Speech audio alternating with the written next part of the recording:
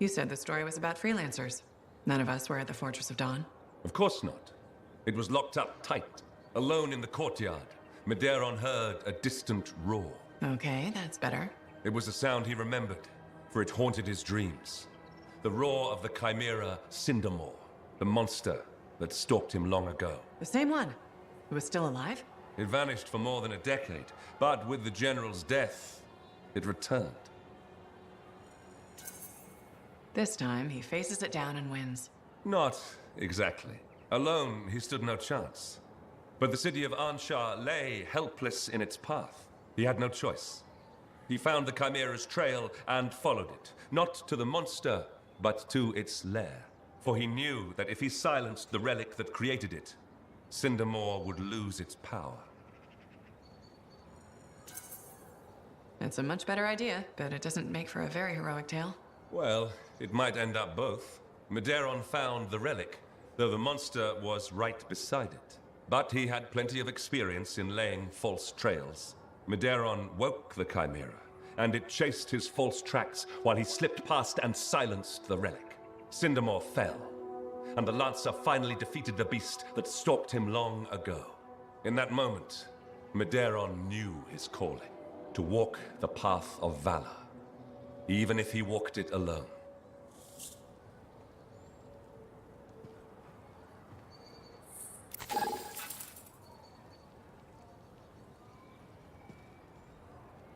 Of all the legionnaires, Magnus Strahl was the most renowned for her feats of strength. But it wasn't always so. I've only ever heard about Strahl leaving the Legion. Nothing about what she did before. Bastion likes to forget that she was ever a legionnaire. The Dominion, that she was flawed and human.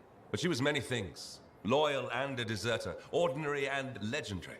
She came to the Legion of Dawn as a young girl. Her village was raided and everyone taken. Almost. She was so small she hid inside a basket. The Urgoth surely caught her scent, but they thought her too weak to bother taking. I didn't think Urgoth ever left humans behind during their raids. Stories say they sometimes left the weak, sickly, and elderly, alone, unarmed. She followed the secret Arcanist signs to Sanctuary, where the rebels hid and plotted. There, Strahl begged Tarsis to let her join the Legion, to grant her vengeance. But the general refused. She said Magna wasn't ready, and sent her away. Strahl couldn't accept that. So she went out alone to fight the Urgoth. Without a javelin? That's insane. She set traps, ambushes. She poisoned spears and knives. Any small advantage she could take against a vastly superior enemy, she gladly took. She nearly died dozens of times, but vengeance drove her onward. And the Urgoth fell.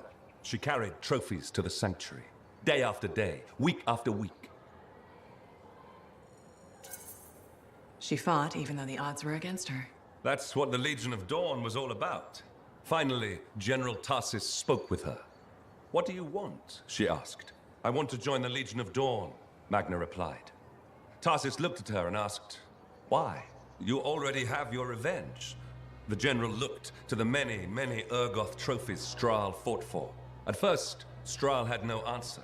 Then, after a long moment, she said, "It's where I belong." To which Tarsis answered, "Then you're finally ready to join us." So what happened? How did Strahl end up leaving the Legion and founding the Dominion? That's a story for another time.